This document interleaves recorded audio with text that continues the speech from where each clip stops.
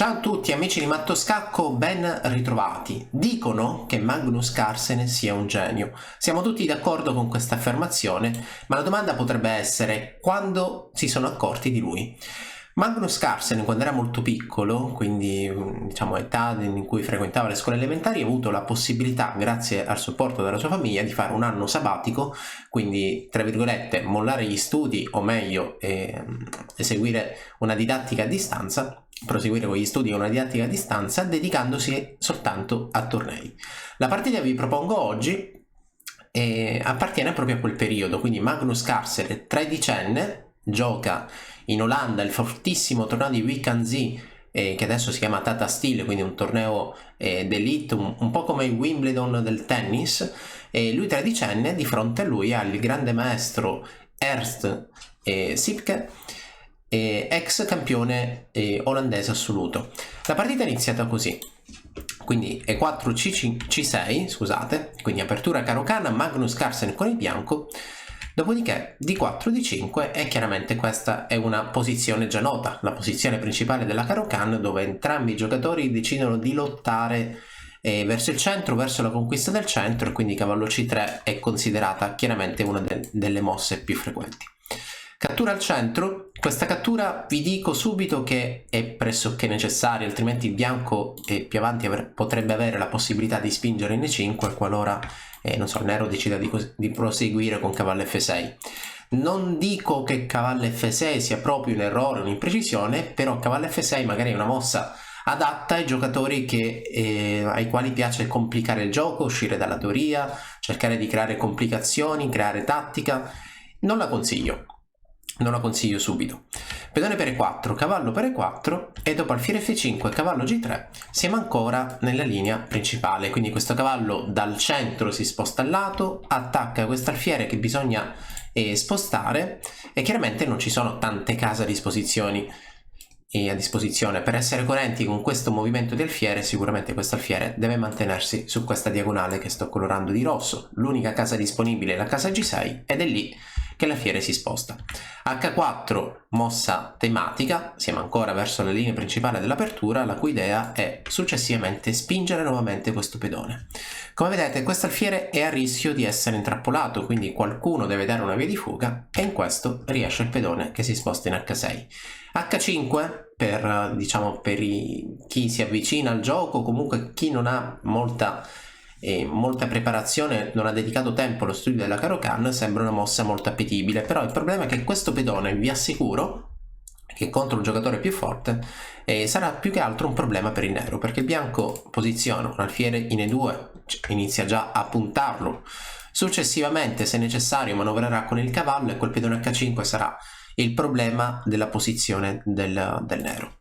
Dunque, dopo H5 H6, cavallo F3, idea portare il cavallo verso una casa centrale, cavallo D7 lo impedisce, e a questo punto H5 per il bianco, alfiere H7 e alfiere D3. Questa mossa è abbastanza tematica. La mossa alfiere D3 serve per togliere al nero il suo pezzo più forte. È vero che questo alfiere lì all'angolino non è così minaccioso, però come vedete è l'unico pezzo nero sviluppato ed è l'unico che attraversando la scacchiera controlla case importanti, perché non dimentichiamo che anche la casa C2 potrebbe essere interessante. Un piano che spesso gioca il bianco magari potrebbe essere la spinta del pedone in C3 o in C4, e chiaramente quando il pedone C si muoverà la casa D3 diventerà una casa debole, quindi controllarla per il nero è sicuramente qualcosa di importante. Il bianco, seguendo la linea principale, decide di cambiarlo alfiere D3.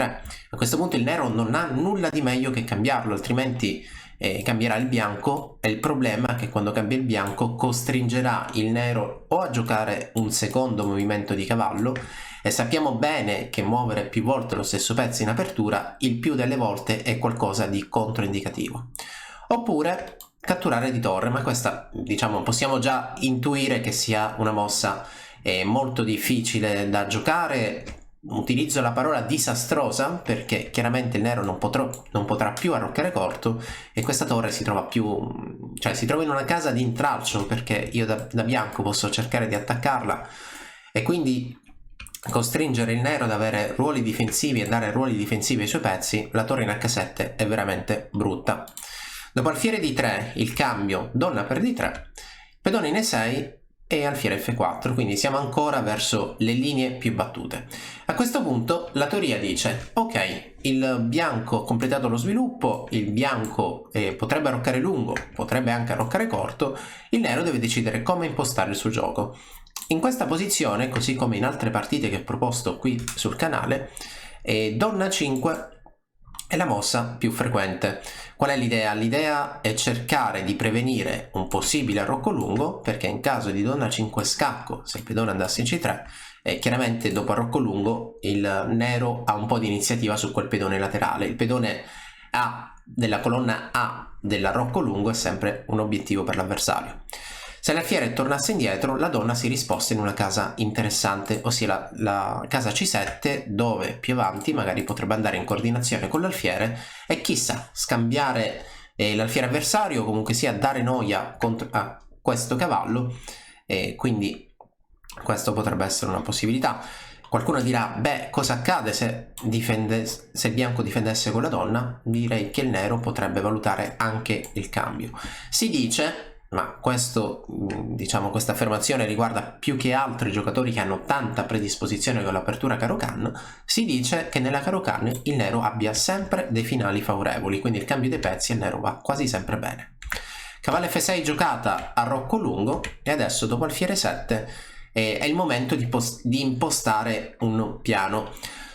Il pedone H dà un'idea al piano del bianco, perché come vedete siamo in una situazione in cui il bianco ha svolto il suo compitino, il suo compito di mettere il proprio re al sicuro, il nero è ancora incerto se vuole arroccare corto o vuole arroccare lungo, però è chiaro che è una mossa dell'arrocco corto, allora con molta probabilità arroccherà corto per poi giocare la tipica posizione arrocchi contrapposti, chi prima attacca con i pedoni prima riuscirà a prendere iniziativa.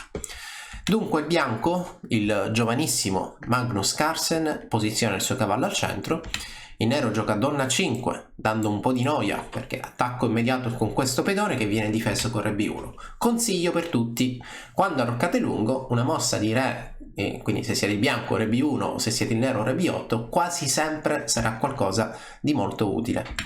Arrocco corto, e adesso è il momento critico, diciamo chi prima attacca con i pedoni, chi prima riesce a prendere iniziativa sarà colui che avrà una posizione più comoda. Arriva il cambio in F6, il nero ricattura, e a questo punto l'idea, il piano, solitamente con arrocchi contrapposti, cercare di sfruttare quel punto di contatto, ossia una casa in cui un giocatore riesce a portare a posizionare un proprio pedone a contatto con un pedone dell'avversario. Quindi il piano del bianco sicuramente potrebbe essere questo pedone in G4 per poi andare in G5. Ci sono punti di contatto per il nero e in questo momento no, perché come vedete i pedoni dell'arrocco non sono stati mossi, e quindi anche se il nero riuscisse ad avanzare con i suoi pedoni, per adesso non avrebbe diciamo un contatto, un po' di iniziativa. Cavallo E5 per il piccolo giovane Magnus, idea potrebbe essere G4 e con la successiva idea G5, e quindi il cavallo lì al centro della scacchiera si trova in un'ottima posizione. Torre D8, mossa furba, perché lì anche il nero non sta lì a guardare. Il nero, se il bianco si prepara a giocare sul lato di re, la reazione sarà centrale e quindi il nero vuole cercare di giocare C5 nelle condizioni ideali. La condizione ideale potrebbe essere questa: la torre in D8 a grandi linee comunque indirettamente punta la donna avversaria e quindi si sta creando questo piccolo tema di inchiodatura. Il bianco a questo punto decide di spostare la sua donna in E2, il nero deve reagire al centro C5, e adesso il piccolo giovane Magnus Carlsen diciamo che attrae la sua attenzione mondiale, già era diciamo tenuto d'occhio da tutti gli organizzatori, perché considerate che in questo anno sabbatico di cui parlavo prima, quindi quest'anno in cui Magnus è andato un po' in giro per tutta l'Europa a giocare tornei internazionali, i vari organizzatori diciamo lo puntavano per invitarlo. Poi comunque sia non è da tutti avere 13 anni, un punteggio prossimo ai 2500 punti, quindi alle soglie del titolo di grande maestro, e chiaramente in tanti già e iniziavano a sospettare che potesse essere il nuovo campione del mondo. Magnus gioca una mossa geniale, una mossa da, non so, quoziente intellettivo di 190, 200, non so quale possa essere la misura di questa mossa, però veramente bella, che è questa, una mossa geniale.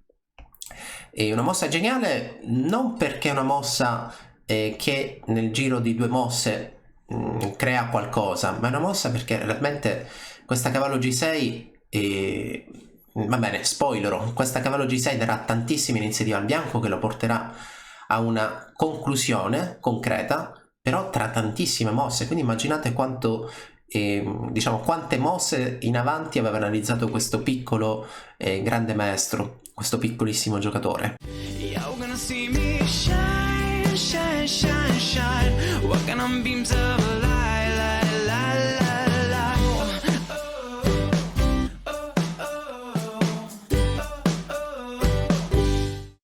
Cavallo G6, qual è l'idea? L'idea chiaramente immediata è quella di attaccare l'alfiere, attaccare la torre. In caso di una mossa come torre 8, che non è la mossa della partita, il bianco continuerebbe così.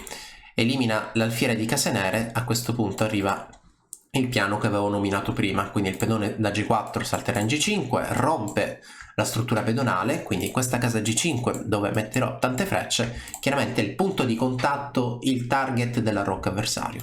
Quindi da G4 salto in G5, attaccherò il lato di re, aprirò colonne e poi a quel punto con molta probabilità il bianco avrà la meglio. Dopo cavallo G6 il campione olandese Ernst decide di catturare, di accettare questa sfida tattica. Quindi pedone per G6, donna per scacco, il re si sposta e qui sembra che quest'alfiere sia in presa. In effetti quest'alfiere diciamo non è difeso da nessuno e quindi si potrebbe benissimo giocare da nero contro questa donna.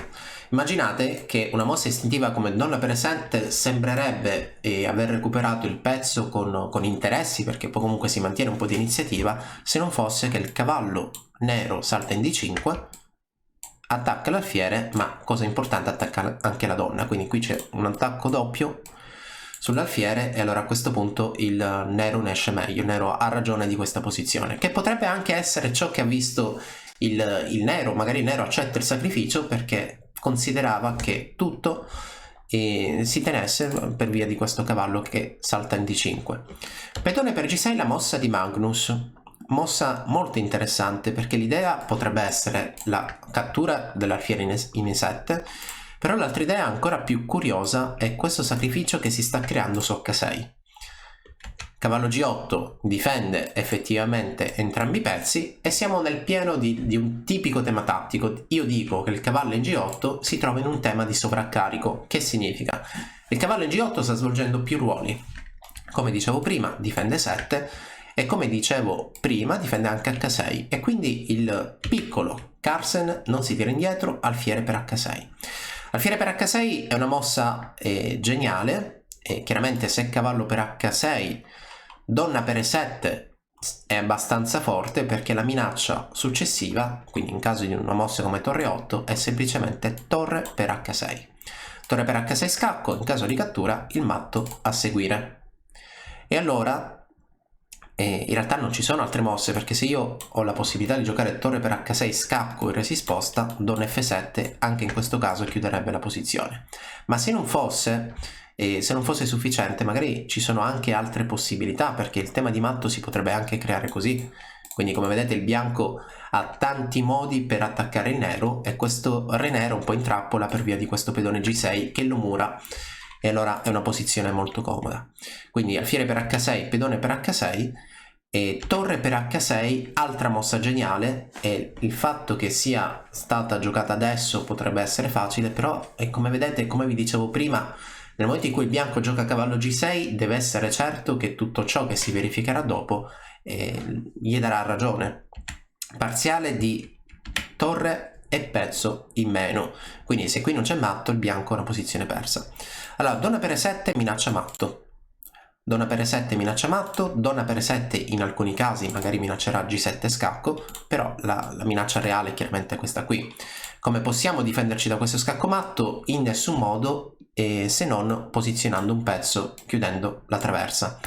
Adesso è interessante perché la mossa più istintiva, che forse potrebbe saltare all'occhio di molti, è questa qui, Don H4, però il re del nero fugge. Il nero adesso inizia questa sua marcia verso il lato della scacchiera sicuro, e quindi su Don H7 continua la sua fuga verso la libertà, e nel momento in cui riuscisse a raggiungere l'altro angolo, sono tante mosse, però non è da escludere che se il bianco si fa prendere dal panico inizia a dargli scacco, e scacco e re, il re si sposta, scacco, scacco, ok.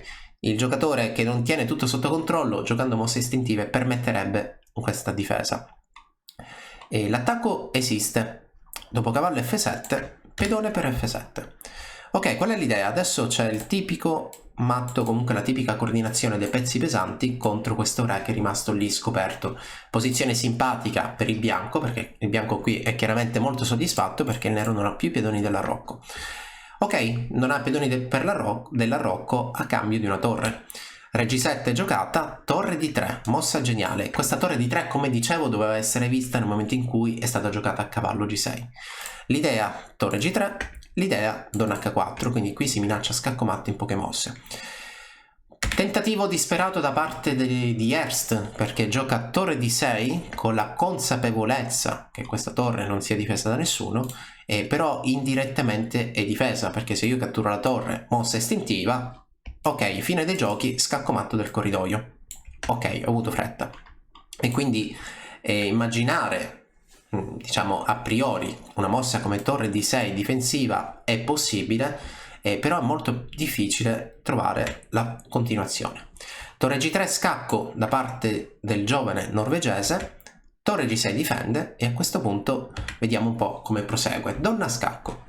Allora, se re si spostasse da questo lato, la chiusura chiaramente potrebbe essere questa qui, forse torre H3, o meglio, vediamo un po' quale potrebbe essere la chiusura. Immagino che potrebbe essere così: Donna H5 scacco, la torre si sposta qui in H6 e magari continuiamo con questo scacco, il re si sposta in H8 e qui dopo Donna E5 ci sarà l'ingresso in G7. Ok, questo tema di matto non è così facile da vedere, e come dicevo prima, mossa sorprendente perché tutte queste mosse dovevano essere calcolate prima in fase di analisi. La partita dunque continua, torre G3 scacco, il nero difende, Donna E5 scacco, se andiamo sulla H perderemo e allora l'unico tentativo è andare sulla F, ma a questo punto Donna F5 scacco. Ok, adesso bisogna difendere, bisogna fare qualcosa, e Ernst, probabilmente consapevole della mossa geniale, della partita geniale del suo avversario, si fa dare matto, perché dopo torre F6 che difende, la partita si concluse con Donna D7 matto. Gesto di sportività da parte del giocatore olandese, che riconosce il talento e la genialità del suo giovane avversario ed effettivamente accetta la sconfitta. La partita sarebbe comunque persa, perché in caso di via di fuga, ad esempio con re in E7, questa torre si può catturare, però bisogna fare attenzione sempre per via di questo controgioco beffardo lì in E1, con la donna in E1, e quindi giochiamo un'intermedia con torre 3, dopodiché catturare la torre sicuramente già va bene sia la torre in G6 che la torre in F8 per avere una posizione comoda con ottime possibilità di dare scacco matto, quindi posizione vinta, e allora va bene, il campione olandese decide di farsi dare matto. Ok, partita geniale, e come vi dicevo l'attenzione mondiale va su Magnus Carlsen anche per questo tipo di partite. Lui tredicenne si trova a Wickenzie in Olanda e riesce a battere il campione nazionale. Quindi rivediamola: apertura Caro-Kann, quindi cambia il centro, alfiere F5, attacca l'alfiere che si sposta indietro, H4 per limitare quell'alfiere, e a questo punto dopo H6 cavallo F3. L'idea è facile, voglio saltare al centro, il nero lo impedisce, il bianco attacca l'alfiere e a questo punto il bianco, seguendo la linea principale, decide di cambiare tutti i pezzi. Alfiere F4, mossa principale, e Donna 5 è considerata la risposta più frequente, però cavallo F6 è una buona alternativa. Arrocco lungo, alfiere 7, e adesso il bianco, come da compitino, come da mossa teorica, decide di portare il suo cavallo lì al centro della scacchiera. Donna A5 attaccando il pedone, e il consiglio che vi davo prima: in caso di arrocco lungo mettete, posizionate il vostro re in difesa del pedone A, che sarà sempre il pedone più debole. Cavallo per F6 scacco, cavallo riprende, cavallo E5, tutto verso il lato di re. Donna E2, C5 e a questo punto mossa geniale, cavallo G6. Cavallo G6, mossa geniale, torre 8, per quanto possa essere difficile poi affrontare quella posizione, in realtà è la mossa migliore. Adesso la sequenza donna per E6 scacco, il re si sposta e pedone per G6.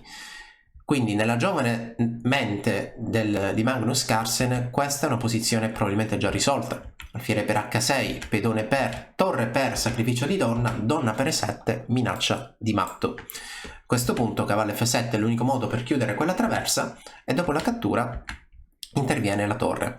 Adesso i due pezzi pesanti giocano e si coordinano facilmente contro questo re rimasto scoperto. Torre D6, torre C3 e a questo punto c'è poco da fare perché il matto è a seguire. Il campione olandese decide dunque di giocare torre F6 e dopo donna D7 scacco matto sulla scacchiera. Questa è una partita geniale, vi raccontavo questo aneddoto in cui l'attenzione mondiale va su Magnus Carlsen e tutti gli organizzatori dei tornei più importanti vogliono invitare questo giovane bambino che qualche mese dopo riuscirà anche a pareggiare contro Garry Kasparov. Spero che questa partita vi sia piaciuta, tanti spunti didattici, vi invito sempre a seguire i canali social di Matto Scacco, appuntamento alla prossima. E ora per continuare che cosa posso fare? Beh, innanzitutto ti consiglio di iscriverti al nostro canale in modo tale da non perderti le nuove video lezioni. E poi puoi vedere il video che è stato più cliccato in questa settimana. Ci vediamo, ciao!